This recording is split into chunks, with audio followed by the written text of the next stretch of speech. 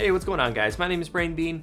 Now the K55 has been a keyboard that since it came out I've been comfortable recommending just because its price to features ratio is just way too good to pass up. But it can't all be sunshine and rainbows, and I still wanted to do a proper review of it because there are some things about this keyboard that you should know. So with that, let's go ahead and just take a look at it. Starting with the keyboard's construction and design, the K55 is made entirely of plastic. It's extremely light and it does flex quite a bit, but only when you're really cranking down on it. It's definitely not the sturdiest keyboard out there, but then again, I wouldn't expect anything more at this price point. Design-wise, the keyboard is your fairly basic 104 key design, plus the 6 dedicated macro keys, but we'll talk a little bit more about those later. The top cover of the keyboard is micro-textured, making it fingerprint-proof, which is always a nice thing to have.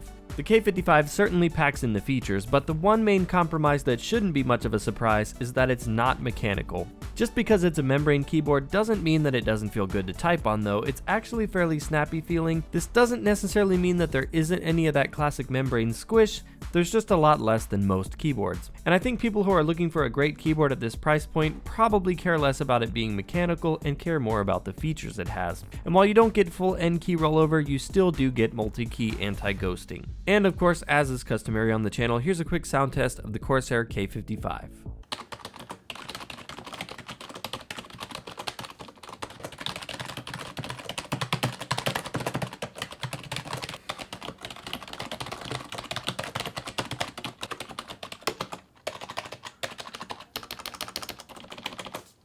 The font on the K55 is nice and simple, and honestly, I wish they used this font on their higher end keyboards as well.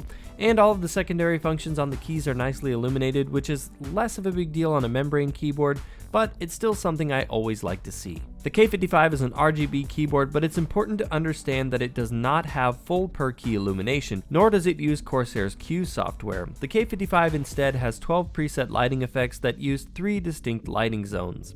It's certainly not as good as a proper RGB keyboard, but again, we're only talking about a $50 keyboard. You do get spectrum cycling and color wave effects that come really close to real RGB keyboards. However, the color wave does look a little bit choppy animating over those 3 lighting zones. The lights themselves look pretty good, and the translucent membrane under the keys glows really nicely. The keyboard tries to emulate those higher end Corsair keyboards with an exposed switch design with its low profile top cover, which actually makes it look pretty good in my opinion. Where the K55 really stands out is the amount of features packed into this keyboard. This is what makes the K55 truly stand out in its class. The K55 has 6 dedicated macro keys on the left side of the board, as well as dedicated media keys. There's no volume scroll wheel like Corsair's higher end keyboards, but there are 2 dedicated volume buttons and a mute button, which really is just as good. You also have dedicated buttons for brightness control, Windows lock, and on-the-fly macro recording. And if that wasn't enough, the K55 also comes with a detachable wrist rest. So as you can see, compared to most gaming keyboards at this price, the K55 really is tough to beat. The underside of the keyboard is fairly standard with 4 smaller rubberized pads and 2 non-rubberized extendable legs. Also, the cable is just a simple rubber cable, which if Corsair was looking for places to compromise on build quality, I'm glad they did so with just the cable. Overall, the K55 certainly isn't the most premium keyboard on the market with its all plastic construction and limited lighting options, but realistically, for the very affordable price of $50, the K55 packs an astounding amount of features and still delivers a fantastic experience for the money.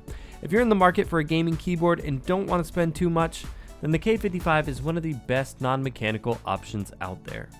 Well, that's it for the video, guys. Feel free to let me know down in the comments what you want to see me compare this keyboard to, and also feel free to give me some suggestions as to what reviews you want to see next. Consider giving the video a like if you enjoyed it to show your support, and if you're new here on the channel, click that subscribe button because I've got a lot more videos coming for you in the near future.